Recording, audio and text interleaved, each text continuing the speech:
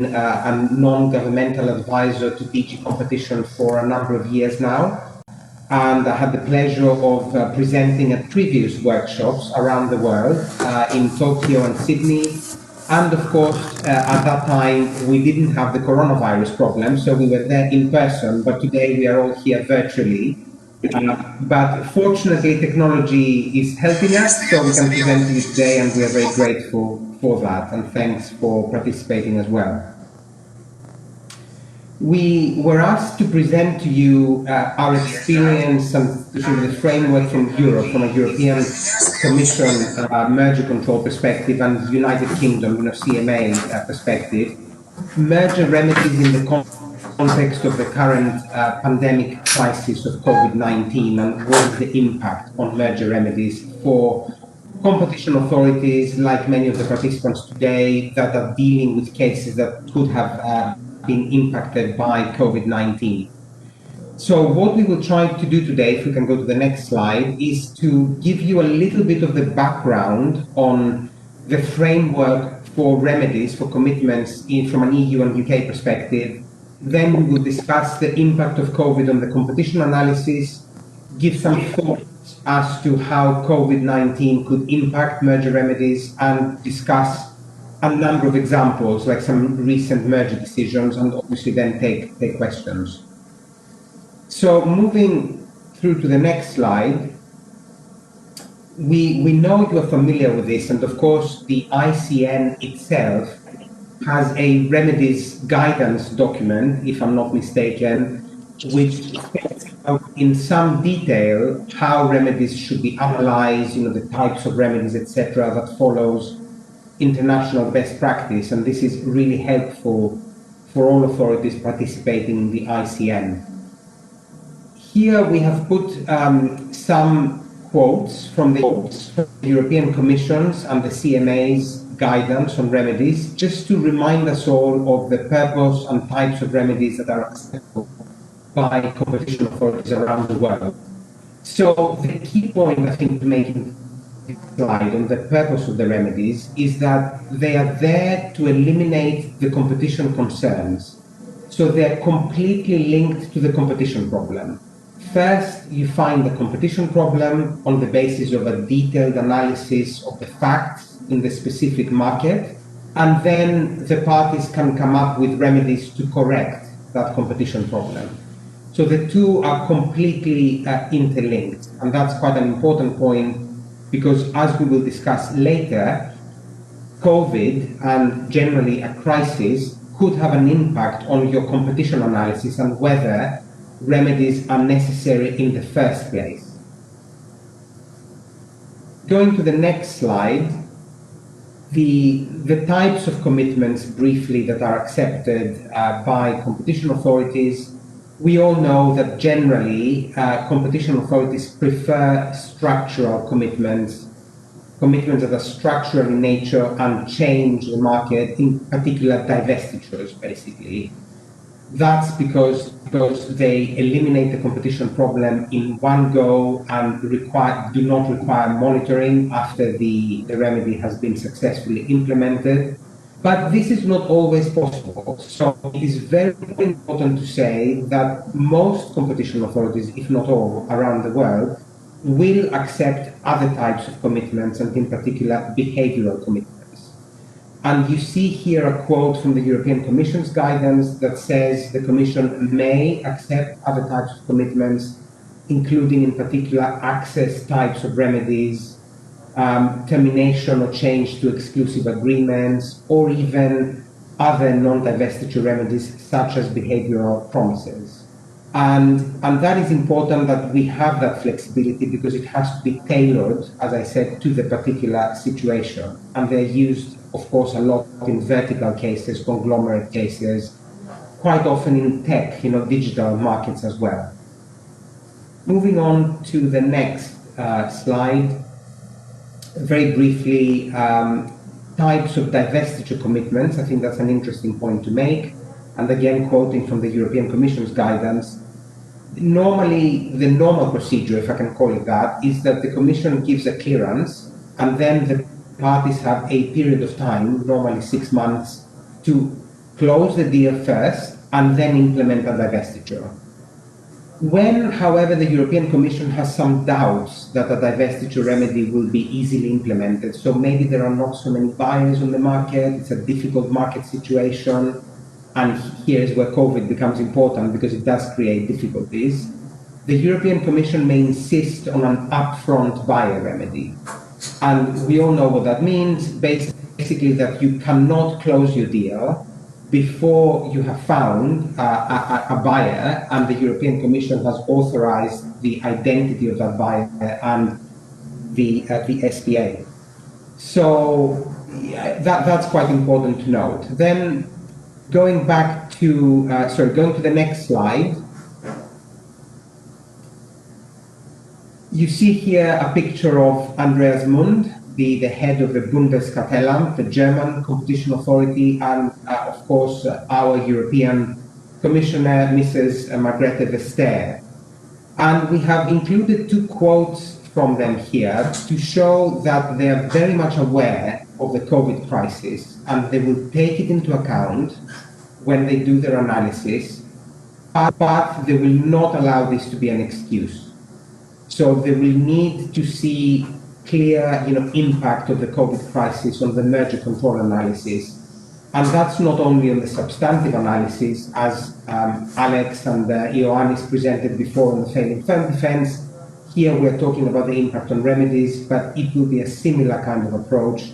You have to show that the impact is there on the basis of proper evidence and facts.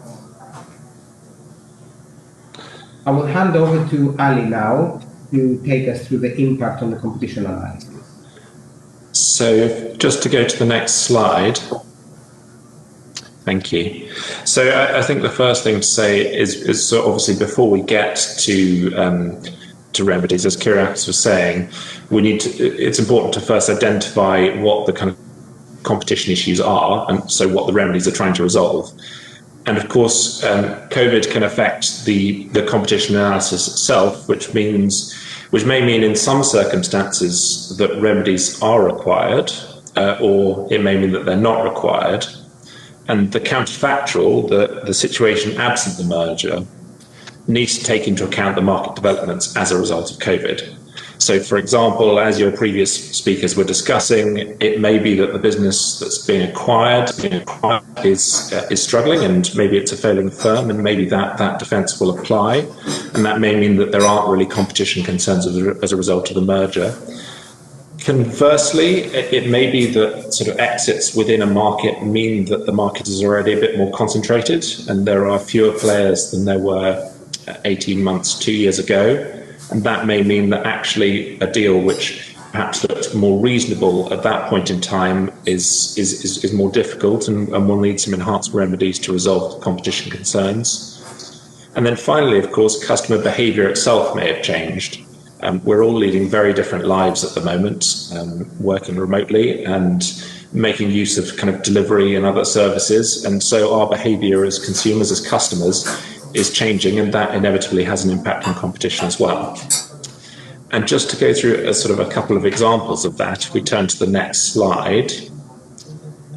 I think your last speakers discussed a bit the Amazon delivery case, but I think it's quite an interesting one in the sense that Amazon was acquiring a minor stake, 16% of the shares in Deliveroo, the food delivery company.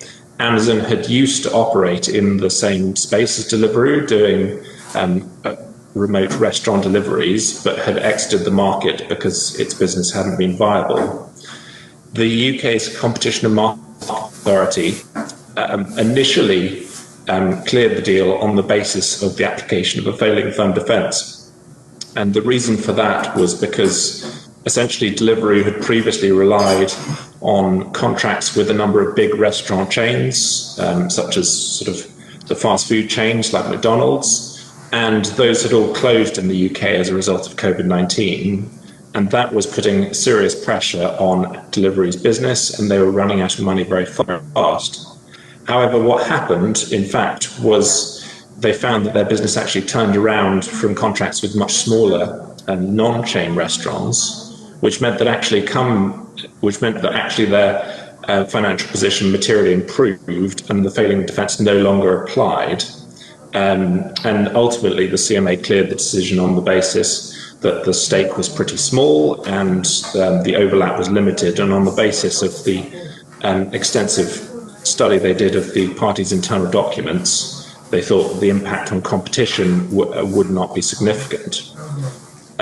The more recent example is the JD Sports and Foot Asylum, and that's another deal before the UK Competition and Markets Authority, which again is quite interesting in terms of looking at the COVID impact. JD Sports and Foot Asylum are both retailers. They sell sort of athletic leisure wear, sort of sports gear, but mostly worn in a more kind of casual setting. The CMA initially blocked the JD's acquisition of Foot Asylum because actually it saw that there were significant overlaps between their individual stores, and they were very closely placed, and the economic evidence suggested that there was a big diversion between customers of the two stores between them, and so the conditions of competition between them were very close, and that the deal would impact competition negatively. However, in the sort of latest twist in this particular case, the parties actually appealed the CMA's decision to the sort of first UK appeal court, the UK Competition Appeal Tribunal, and actually the UK Competition Appeal Tribunal quashed the CMA's report because the CMA actually hadn't looked properly into the effect of COVID on the two businesses. The parties had quite late in the process made a number of submissions about how negatively Foot Asylum's business was going to be affected by COVID.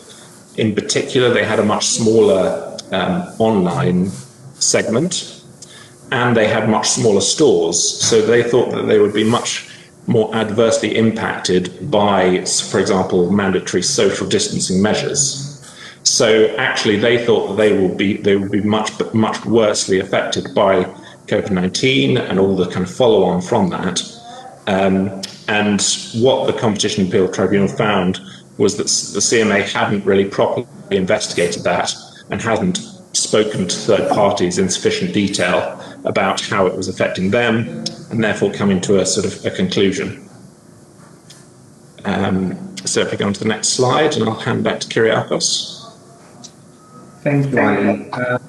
So we're coming now to discuss more specifically how COVID could impact different types of remedies and what an authority can do when that situation arises. So you can see on that slide we have put some thoughts on the impact on structural, i.e. divestiture remedies. And it is quite important to take those points into account. As I said earlier, I think each case will be different, right? And we need to assess the facts in some detail and see exactly what the impact is in the actual markets that you are assessing. But generally, I think some ideas that we have and some situations that we have seen arising is that the COVID-19 crisis as a pandemic, right, can affect a lot of market conditions very severely, including the competitive environment, business confidence overall, the valuation of assets, which can become quite cheap and therefore more attractive for some purchases, but also it becomes very to value the assets. What price do you put on a company when you don't even know in the next few sort of years how the market will develop because of that unusual situation which is constantly in flux. And when it comes to specific sectors of the economy, think of hotels like airlines and others that have been impacted very significantly by COVID, it becomes even more difficult in the current context.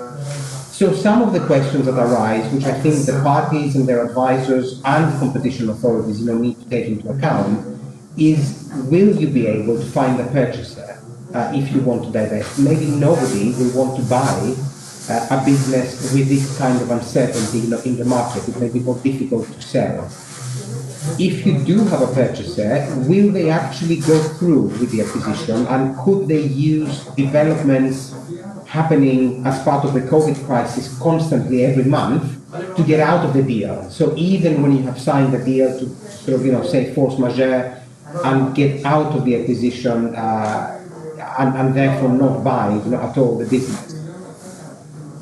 Will the value of the business that is to be divested continue to deteriorate over time because of changes in customer behavior or the market situation and the imposition of lockdowns?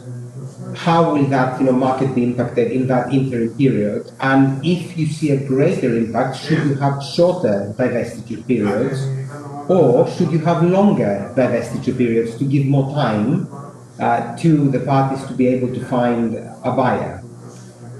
I mentioned upfront buyer, before, or fixed first, solutions. These may become more relevant if the authority is skeptical that a divestiture will be successfully done, in the current crisis. For all these reasons, I think there may be some uncertainties on structural remedies depending on the situation, and sometimes perhaps more imaginative solutions and behavioral remedies could be more appropriate in the current climate. So if we go to the next slide on behavioral remedies, again, we have put down some thoughts here. They are generally more flexible, more tailored remedies compared to a divestiture. But again, I think the COVID situation can result in some very specific questions, being raised. So are the remedies still appropriate, as we were saying, in light of revised market conditions, or has the issue perhaps gone away and we don't need remedies anymore? Will the market revert to something close to the pre-existing conditions, or has it changed permanently? And consumers will never go back, to the pre-existing situation, which results in a very different, market situation for the remedies. And then, do you require to suspend, the remedies in that situation, or amend them more permanently? And I will hand over to Ali to take us briefly through how you amend a remedy post-adoption.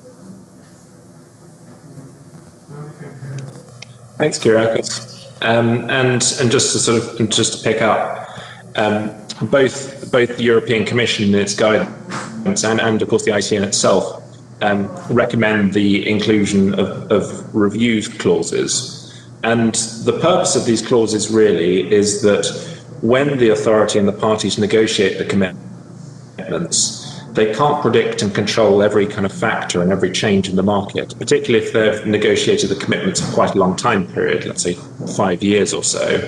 Clearly, over that time, conditions of competition may change, and maybe remedies that were once effective are no longer effective, or maybe that they are, maybe that they are perversely affecting behaviour in ways that perhaps it wasn't anticipated at the start.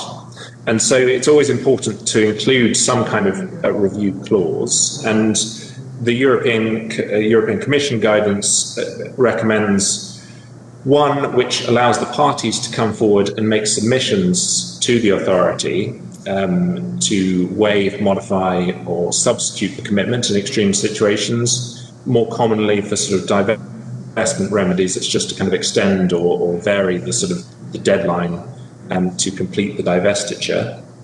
And the parties need to show good cause in order to do that. And typically, the authorities will only change the commitments in exceptional circumstances, which are outside of the parties' control. However, as we've been talking about, COVID-19 is exactly that kind of scenario. It's kind of extreme conditions which nobody foresaw coming, which are outside of the parties' control. And Kyriakos and I were involved in a case recently, actually before the Egyptian Competition Authority, in which we actually included a review clause in the in the commitments to ensure that there would be a possibility for the parties to make submissions and if necessary to seek amendments. There's also, interestingly, in those commitments, there's also a kind of a force majeure mechanism, which I think is also something that's worth considering, which allows for sort of a temporary suspension of some of the commitments where sort of market conditions are kind of exceptional and outside of the parties' control. And so if we just go to the next slide, and I think back to Kyriakos. Thanks, Ali. So we are coming to the end of our presentation. I think we're slightly running ahead of time. We wanted to sort of speak about two examples and then conclude with some remarks. So the first, example we have on this slide is a recent case by the European Commission in the pharmaceutical sector involving Takeda and Shire. So Takeda had acquired Shire, and the European Commission had looked at the deal and approved it back in November 2018, so almost 2 years ago now. And that was subject to the divestiture of a particular drug, a biologic drug, which was under development by Shire to treat inflammatory bowel diseases. So what happened is that the Commission had looked at the competitive situation, had decided that there was an overlap between the parties, drugs and pipeline drugs, and that divestiture needed to be made. However, it seems that Takeda ran into problems with the divestiture, and the market situation had changed, actually, and Takeda therefore submitted a reasoned request to waive the commitments completely in their entirety. So this is not about an amendment. It's really showing to the European Commission that there have been such significant market developments that the commitment is no longer basically needed and should be waived in its entirety. So the European Commission initiated a market investigation to determine whether the waiver was justified in the light of the changed market conditions and developments. And they agreed with Takeda that they could waive the commitment. The investigation that they pursued revealed that several permanent, significant, and unforeseeable developments have taken place during the divestiture process, which affected the evolution of the competitive landscape for these treatments and also the development of the particular pipeline drug of Shire. So in particular, they mentioned certain developments, which was new promising drugs had emerged in the market that could be better actually than the ones of Takeda and Shire. There were some studies of the particular drug that yielded negative results for that pipeline drug. And the management of the divestment business experienced unforeseeable difficulties in recruiting patients for a clinical trial of that drug. So all these developments negatively impacted the profile of the drug and the timeline with a longer development duration and severely impaired its prospects. On this basis, therefore, the European Commission concluded that all these developments amounted to exceptional circumstances and the divestment was no longer necessary to render the acquisition compatible with the EU rules, and therefore decided to waive the commitments in their entirety. So I'll hand over to you for the next one. If you could just move to the next slide. Thank you. And then this other decision is a decision in Austria by the Austrian Federal Cartel Authority, the competition authority in Austria. And in 2017, they cleared the merger of two television stations in Austria, ProSieben and ATV. ATV was struggling financially, although it wasn't, I think, a failing firm, but it was a sort of struggling firm. And the deal was ultimately cleared subject to commitments. And there were sort of two main aspects to the commitments. One was to protect the sort of advertising customers. So, for example, to make sure that advertising customers could still book advertising time with ATV individually rather than bundle time with the whole ProSieben network. And also they wanted to put in place measures which would protect the editorial independence of the ATV television station. So, for example, the commitments provide that they'll have an independent staff, independent budgets. It sets the kind of level of some of those budgets, and also make sure that there's editorial independence on the news programming, and that there is a distinct ATV news programming team who will run their stories independently from the ProSieben news programming team.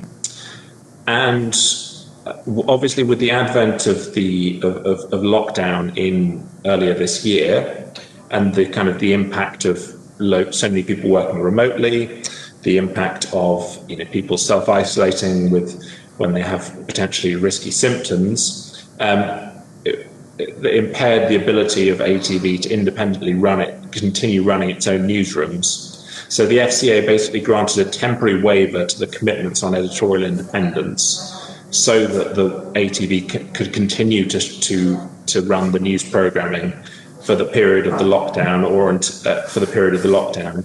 And then that was ultimately extended and applied until the 30th of June when the commitments came back into force. So that's everything on that one. If you move to the next slide. So going to the next slide, I think just some concluding remarks. We have come to the end of our presentation. What we tried to convey is that the context in which some deals were negotiated has fundamentally changed because of COVID. The market has been impacted very significantly in a variety of ways. And it's very important, as with anything else, I would say, in merger assessment, for competition regulators and the parties to be really aware of the facts, really analyze what is happening in the market and tailor, any solutions to the market conditions. So because of these unforeseen changes, who could foresee COVID, right, a year ago? It shows that it is so important, what Ali said about review clauses, and the ICN's guidance says exactly that. Very important to have the ability in the commitments to modify or waive them in light of changing market conditions, because things happen, and as we saw, the pandemic has affected market conditions very severely. The European competition authorities generally are aware of this, and they have been open to extension of deadlines in divestitures where that is needed, or other modifications. But as I said before, they are vigilant, and they will not allow the parties to use COVID as an excuse. It will only be used when it is appropriate to do so on the basis of the facts. So that's quite important to keep in mind. And of course, we will all see how this situation evolves. And I'm sure that's not the last that we hear of this, and we will all have to deal with the situation going forward. Thank you very much for your attention, and we look forward to answering questions later on. Thank you very much, Mr. Fontokakos and Mr. McGregor. This was very informative, and yes, we all hope that this pandemic is going to end soon and that we're not going to have to deal with any of the issues we're raising today in similar situations. Now we're going to have the presentation from the Bahraini Competition Promotion and Protection Authority. We have Ms. Fadila Ibrahim, the CEO of the Bahraini Authority, and Ms. Noor Al-Huda, an economist at the Bahraini Competition Promotion and Protection Authority. Thank you very much for allowing me to speak today on behalf of the Bahraini Competition Authority. And I would like, on behalf of Ministry of Industry, Commerce and Tourism in Bahrain, I would like to send my sincere thanks to the Egyptian Competition Authority to allow us to attend this session today. And this is a very informative session. And hopefully, inshallah, we will be able to do a lot out of the outcomes of this workshop. First of all, I will not talk much today about the condition.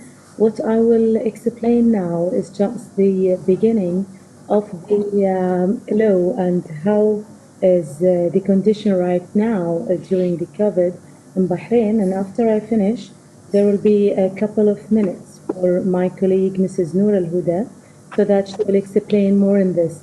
I would like to talk about, first of all, that the Bahraini Competition Law was approved by His Majesty the King of Bahrain during 2018.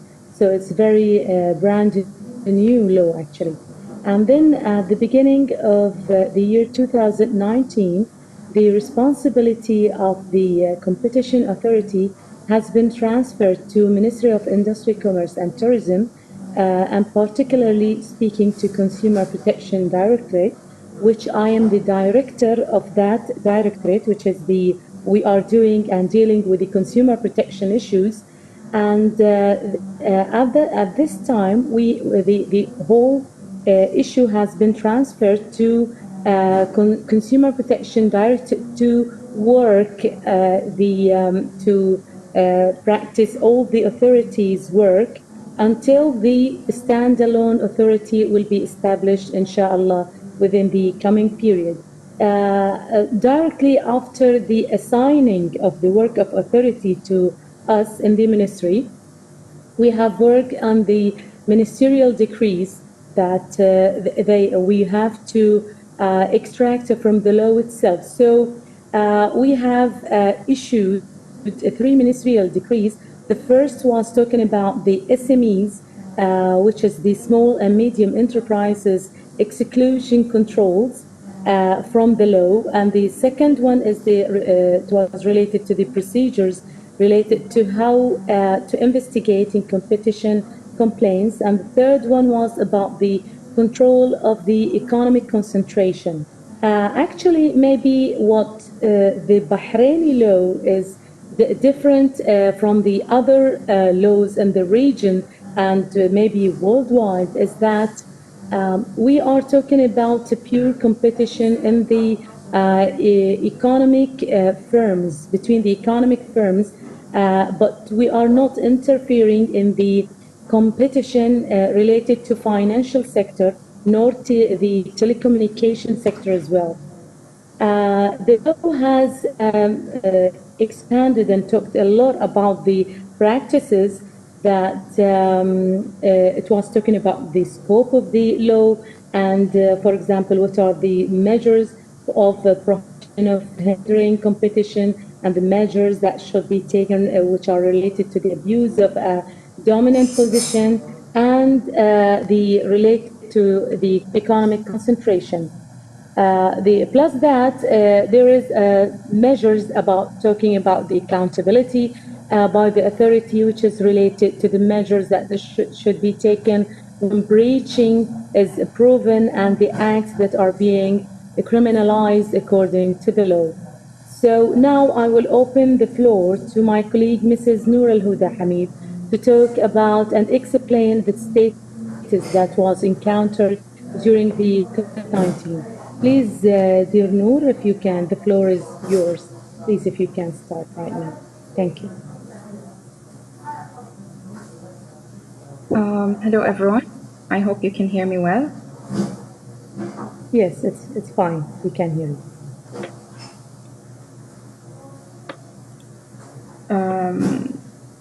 Okay, so what I'm going to say now might be a repetition of what my colleague has mentioned earlier. I'm not going to be lengthy. It's going to be very short. So the law number 31 with respect to the promotion and protection of competition was published in the year 2018, which is considered quite recent, and Article 11 of Section 4 of the law regulates the subject of mergers and acquisitions, while an ex-ante notification is a must before any type of market concentration request. Like many of our GCC neighbors, we have several governmental owned companies, or the government is a major shareholder, which had been exempted of the previously mentioned law by myself and my colleague. In addition to that, micro and small businesses were exempted as well due to their small market share and value. As per the law, and as my colleague has mentioned, a standalone competition authority is to hold responsible for implementing the law.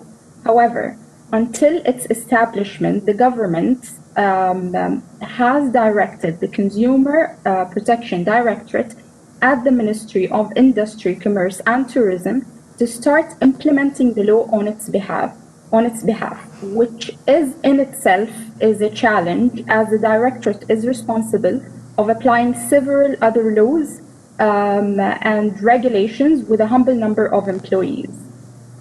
Even though we have worked on issuing 3 ministerial decrees to regulate mergers and acquisitions requests, however, till date, we have not assessed any market concentration case nor issued any related studies in that regard. And accordingly, we haven't implemented any type of remedies. Yet we have been joining several webinars as what we're doing today, and training sessions to be able to start as soon as possible, hopefully, and to be able to implement the law. Because we do believe that with the current economic and the instability of markets, many merger requests will arise.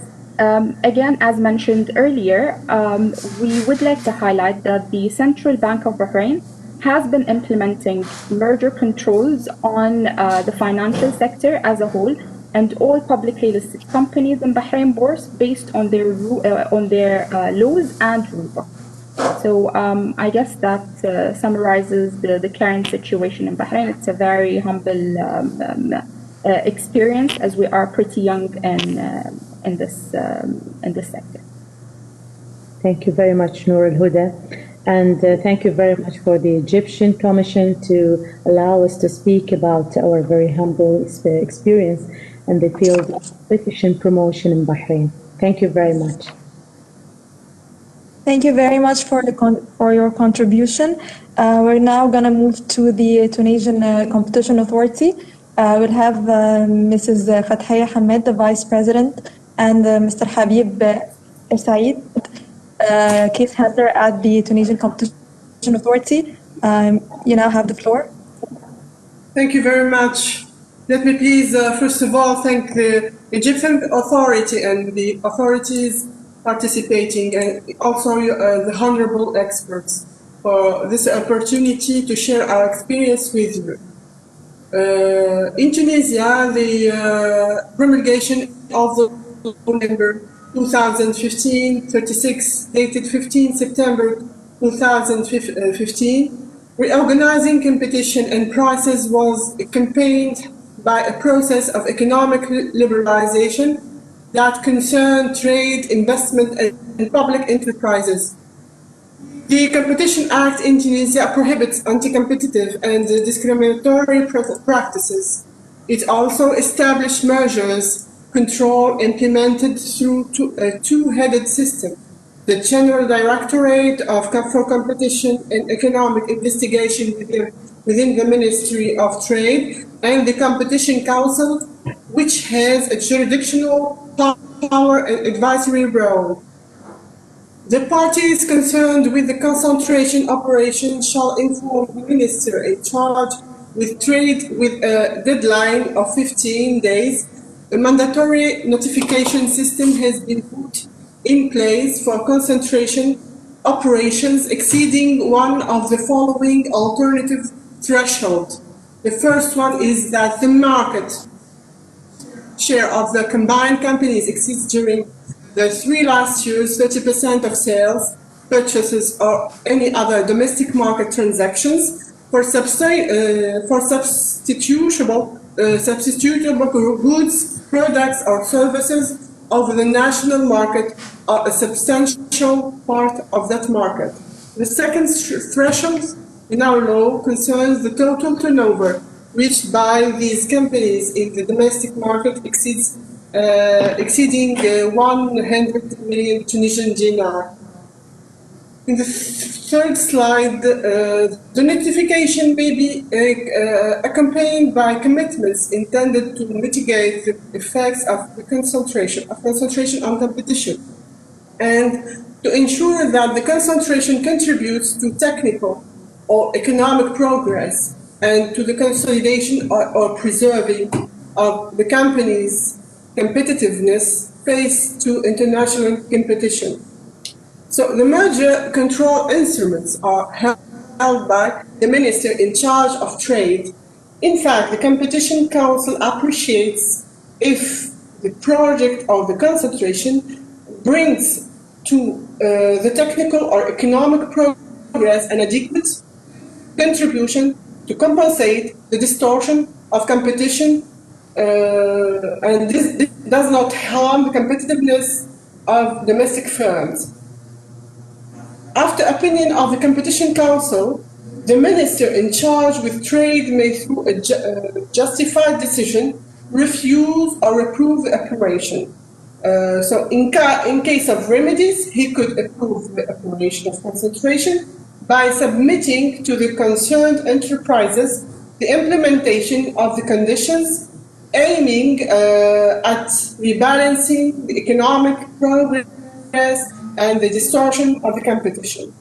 So what kind of remedies are suggested? I give now the floor to my colleague Habiba to carry on about answering this question. Thank you, Mr. Fatiha. So I would like to stress a requirement placed on remedy. Remedy for the Tunisian Competition Council has to be effective and suitable. That means it can remedy the competition concern. Also, a remedy has to be precise and without ambiguity. Their implementation should raise any doubt, and they will be drafted in a precise and unambiguous manner, and that the operational modalities to achieve them are sufficiently detailed. Also, a remedy has to be timely and rapid. Their implementation must be rapid, as competition is not prevented until they are not carried out. And finally, for the Tunisian Competition Council, the remedy has to be controllable. To do this, the party must provide a mechanism for controlling the establishment of their commitment. Now, it's important to bear in mind that the Tunisian Competition Council has often a clear preference for structural remedies. That is because they lead to structural change that directly remedy competition concern. Also, they are in line with the aim and the purpose of merger control to prevent competitive harm caused by the merger change in market structure. In addition, a merger advantage in comparison with the other type of remedies is that once implemented, divestments do not require any further monitoring, and they are usually self-policing, and they often have a lasting competitive impact with the weak risk of implementation. Of course, structural measures can be supplemented by behavioral measures that aim to regulate the competitive behavior of the business resulting from the transaction. In some cases, behavioral measure can be also taken alone, especially when no buyer can be found for diverse assets, and in the case of vertical merger. In practice, the Tunisian Competition Council has a common opinion that the choice of the most suitable remedy depends essentially on the fact of the merger. When the proposed merger is horizontal, of course, divestment is the most effective and efficient remedies. And on the other hand, when the operation, when we are dealing with vertical merger, the Tunisian Competition Council has a clear preference for behavior remedies. Now let's take some look to sector remedies. In most cases, the competition problem are most effectively remedied by the sale of a company or a business unit of the acquirer of or the target to an independent third party. The divestment business has to be viable and competitive on a permanent basis. There has to be at least one suitable buyer interested in purchasing the divestment package. The buyer has to be independent on the merger party, and it has to be sufficiently certain that in the foreseeable future, the buyer will use the acquired business to compete and to operate in the market in a competitive manner. The second type of structural remedies used by the Tunisian Competition Council is the remove of links between competitors, aiming to avoid the setting of friendly environment to the new merger unit. So it may be sufficient to dissolve links between with other companies, in particular equity shares, in a competitor or a contractor link with a competitor. Removing a structural or contractor link with a competitor may be effective remedy in oligopolistic market facilitated tacit collusion even before the merger. Sever the link means essentially dissolving the pre-existing links, that's to say transfer or discord of minority shareholders, dissolving any existing joint venture, and resignation from administration board. Also,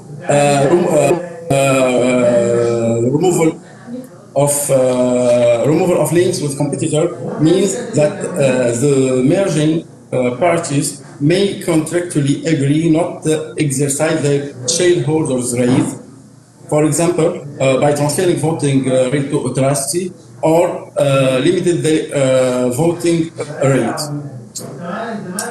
Now, let's turn to behavior remedies. In the Tunisian remedies model, we have a common consensus that where the sale of a business or part of a business is not an option, behavior remedies may sometimes, in appropriate cases, also can be an effective measure to eliminate the competition concern caused by the merger project. In some cases, it may be sufficient to enable third parties to enter the market or to lower the entry barriers to facilitate market entry. For example, this can be happen when we provide access to unparted structure, when we guarantee licenses or patent or disclosing information regarding interfaces, when we terminate long-term contract with supplier or buyers. Also, this can be this means the closure of capacities, and finally the obligation to implement so-called Chinese walls. Now I will present some problematic measures that are permitted by the Tunisian Competition Council and subject to remedies.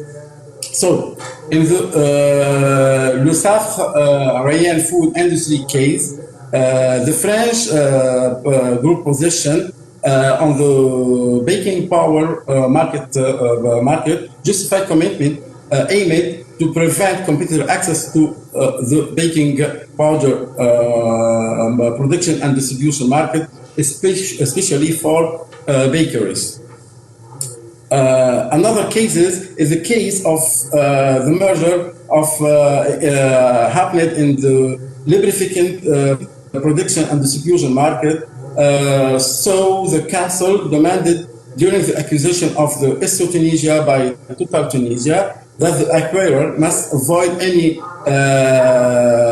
discriminatory pricing practice between associated customer of and non-associated customer of Esso Tunisia, as well as the termination of Esso manufacturing and subcontracting contracts. The third case concerns the merger between Astral and Flash. this merger happened in the chemical painting industry market. So the council has obliged the acquirer to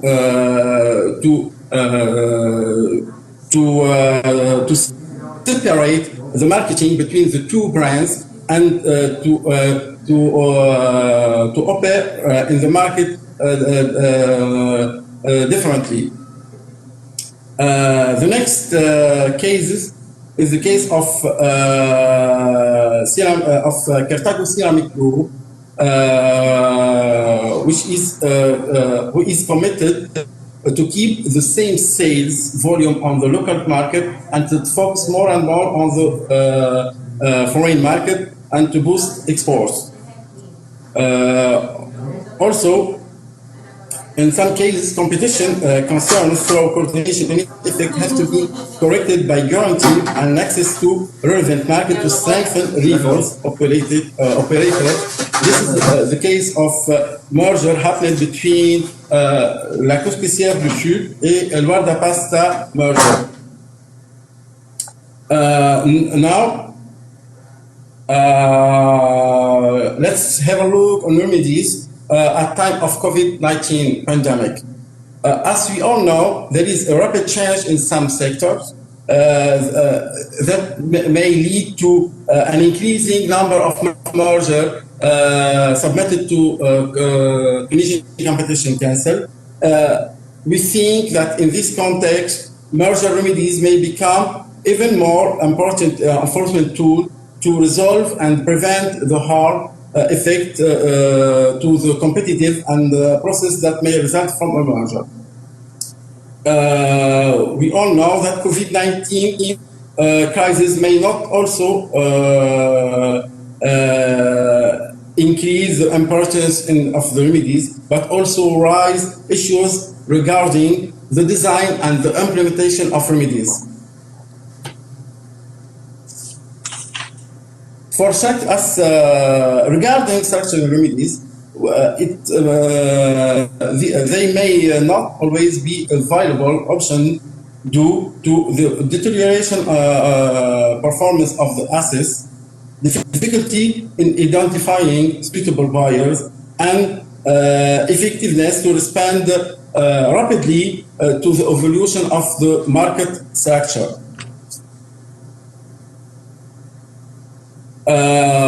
Regarding behavioral remedies, we know that they are difficult to design and they are costly. They require more monitoring. So we think that behavioral remedies should be limited in time so as not to require monitoring for an undefined and a long period of time into the future. We think also that behavioral remedies may become more frequent during the current context since they are more flexible and they can be modified easily than the structural remedies. So we think that now the Tunisian Competition Council has to deal with new issues and new concerns regarding the implementation of remedies in this context of economic crisis and when more and more firms are failing and demand more merger. Thank you for your attention. Thank you very much, Mr. Habib and Mrs. Haya. I shall now open the floor for discussions, comments, or questions from the participants.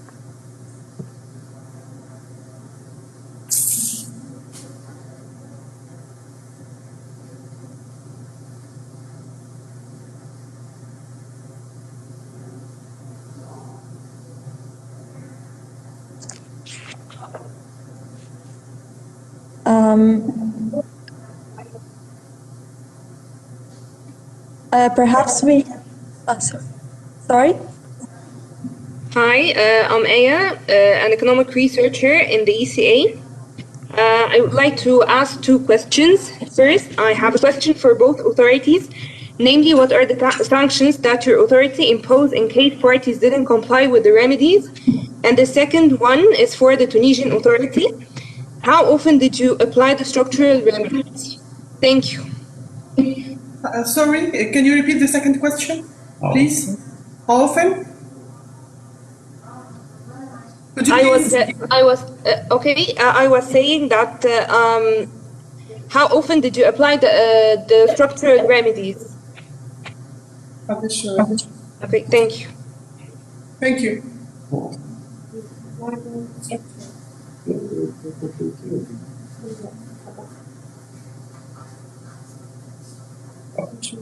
Okay, I can ask the second question. Answer the second question. So, in the Tunisian Competition Council, we have two merger where the Tunisian Competition Council obliged the two merging parties to buy and to divest a part of their activity. Maybe they need an average, if I understood your question, it's about the number of cases per year, maybe the average number, it's about 3 or 4 maximum? No, in fact, we treat each cases by itself. So we judge if we need structural or behavior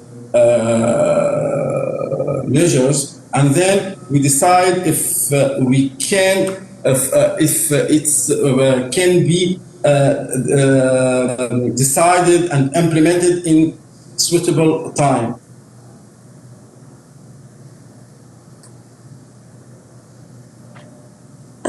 Thank you very much. Does any participant have any question or comment regarding the presentations?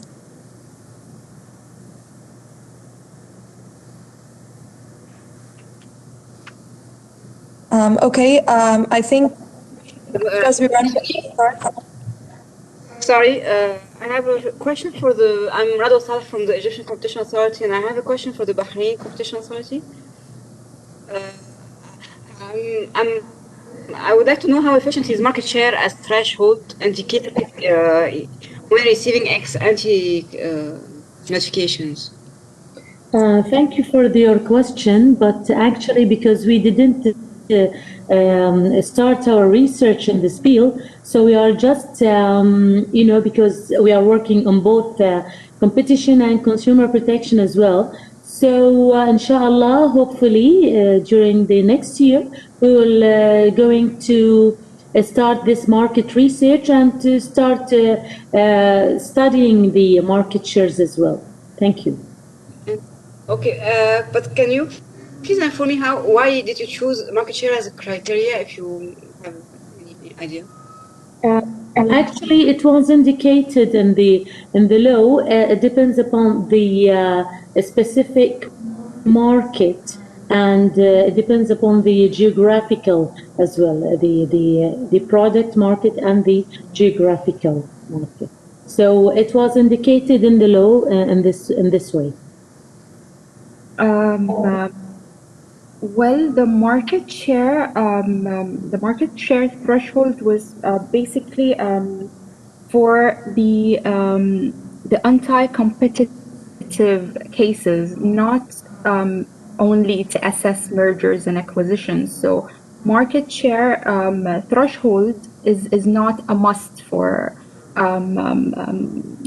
assessing mergers and acquisitions. But it was mentioned in the law for anti-competitive purposes.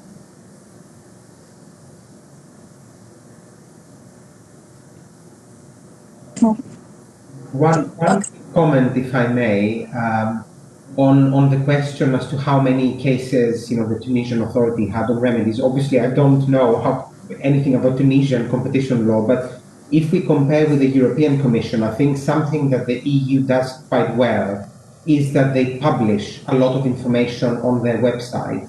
So there is a page with all the statistics, for example, of the EC, and you can see the exact number of notifications every year, how many cases were resolved with remedies, how many cases went to phase 2, and how many were prohibited, etc. The rate is, of course, quite small of cases requiring remedies or going to phase 2. I don't have it in front of me right now, but I mean, roughly, out of 400 cases, let's say per year, you see 10, 15 cases with remedies. So it's quite a small percentage. And the overwhelming majority of cases, of course, is cleared with no problems at all. It would be interesting, actually, for the ICN, and I don't know if it exists, to see statistics more horizontally, from other authorities. It's quite interesting, I think, for practitioners like us to look at this.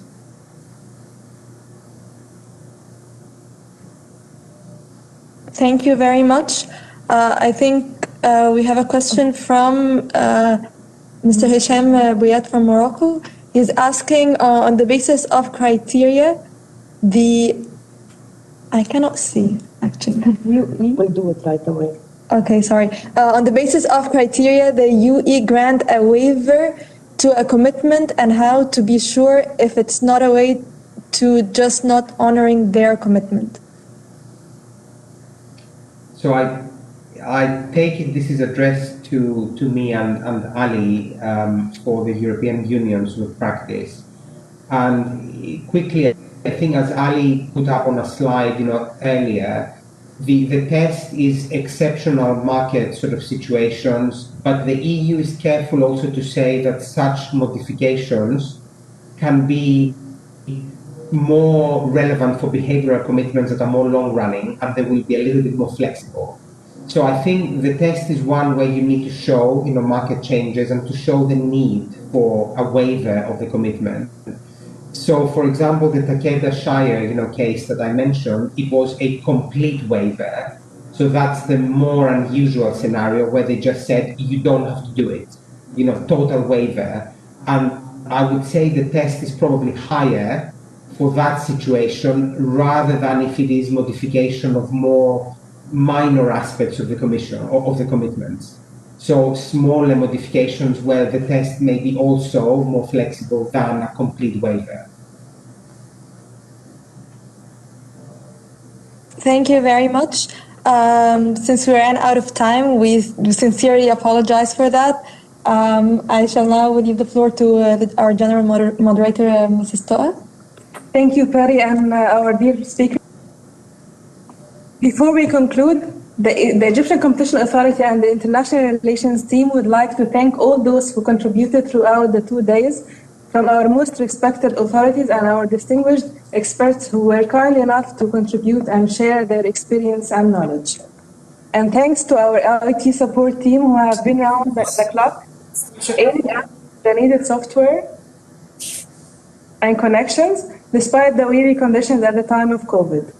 Another thanks to our media team who have been covering this event and broadcasting it through our different channels. Marwa? Hi, everyone. This is Marwa, the International Relations Manager of the Egyptian Competition Authority. Thank you, and we're very sorry that we kept you so long. I'd like to thank Mrs. Toa for doing a great job in organizing and moderating this enriching event, and hopefully this is also the opinion of our colleagues and attendees today. I'd also, however, have, with no question in mind, to thank our active MENA contributors for without their participation, their active participation and their speeches and their presentations, along with our best of the world experts that we have selected for you throughout those 2 days, wouldn't have been as beneficial to anyone else as possible. Also, we'd like to salute our module moderators Two of them are present with us today, and yesterday we had the other two. You find them in the presentation, their names. For not only exerting the effort throughout this webinar, two-day webinar, but also through before, for their effort was very, very essential, and they did a really great preparation. But they also drafted, this is one thing that I'd also like to thank them for, they drafted a questionnaire to ease your contributions and encourage you to send back, as well as creating a program for participating experts with the participating experts, so that they can cover all the learning needs that they have learned through your responses and your contributions and the pre-webinar comments. Moreover, we have to have a special thank you for our MENA report supervisor, Mrs. Radwa Saleh, and her team of moderators. And in fact, now it is their second mission to collect your comments and the post-webinar contributions, now that we have more to share, I believe. For example, sharing your views, plans, and challenges, even if you don't have merger control. They will also wait to receive your review on the final report that will be circulated after sometime after they draft it.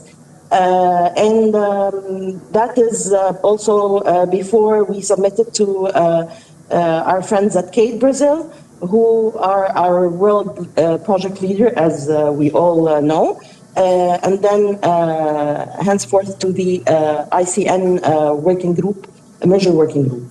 And now another thank you to Egypt's contribution team, led by Mr. Sharif Abu Alam and Mrs. Radwa Saleh. And last but not least, we'd like to thank our management, led by Mr. Ibrahim Al-Segini, and Egypt's fine ministerial leadership, for their encouragement to collaborate to the betterment of our region's nations. Thank you very much. Back to you, Tuat. Thank you, Marwa. And now we announce that we have reached the end of our regional webinar on merger control at times of crisis. Thank you, our dear guests and respected experts. We look forward for many future collaboration projects for our region, and to see you in the next event. Hopefully it will be a COVID-free and in person. Thank you and have a great day.